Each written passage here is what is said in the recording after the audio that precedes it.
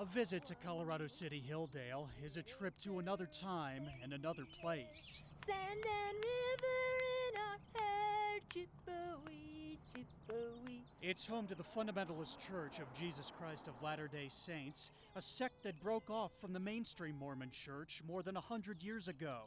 They openly practice polygamy, touting the lifestyle as the only path to heaven. Homes are incomplete, constantly under construction as new wives are added. Confronted by outsiders, women may duck and cover their faces.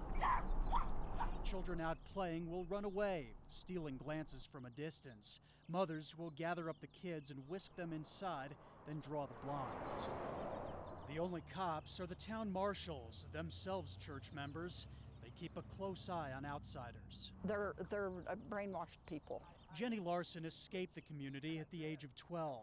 She says her mother couldn't handle polygamy and the effect it had on women and children. They think they're religious, but I'm sorry, but the religion is a cult.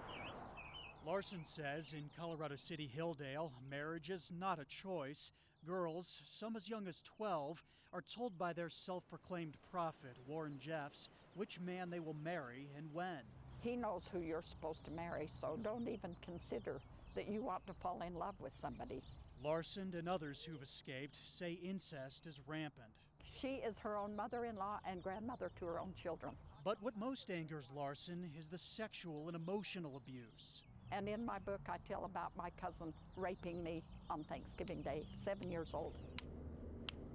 In the field is the lilies and the little.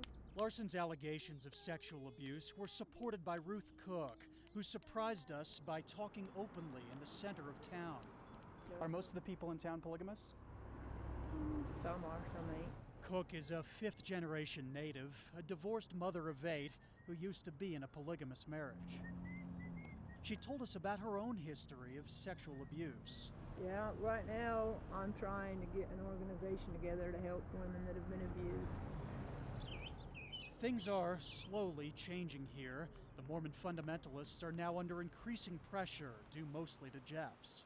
All of you are not going to survive the judgments.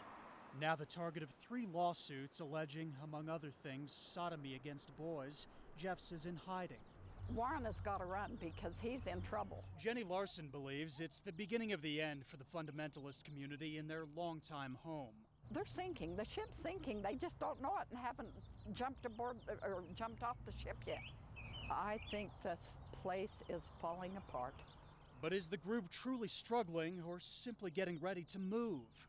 Which brings us back here to Mancos, Colorado, and a series of questions some people here have been asking. Why are the fundamentalists buying up land and building homes here? What exactly is their plan? Nothing seemed right. Scott Davis is Deputy County Assessor for Montezuma County, which includes Mancos and its surroundings. He recalls the day he came to assess this property when it was purchased by a man named David Allred. He wouldn't let me see it inside, which, there's nothing wrong with it. It's not illegal. It's just not usual. After doing some research, the purchaser's name led him back to the Fundamentalist Church of Jesus Christ of Latter-day Saints, the Polygamists. Well, they call it religion. I call it a cult. Davis is not the only one concerned in Mancos. We're a live and let live philosophy. I don't necessarily feel like I should sit in judgment of anybody else. Is competing with the feeling that there's something wrong here. I just think it's wrong to have a lot of wives and their kids will suffer. They're fairly large and they're getting bigger. Davis says they've converted a barn into a house and built more houses in a hidden canyon. I think we're stuck with them. He's not predicting that thousands of polygamists will move here. Instead, Davis believes this property could be a hideout for Warren Jeffs and his favorite wives. I have the direction from heaven that we have got to stop building up our homes here. Things like Waco go through your head, Jonestown. Jeff's followers are said to be willing to do whatever he asks of them, leaving everyone here to wonder what might be next.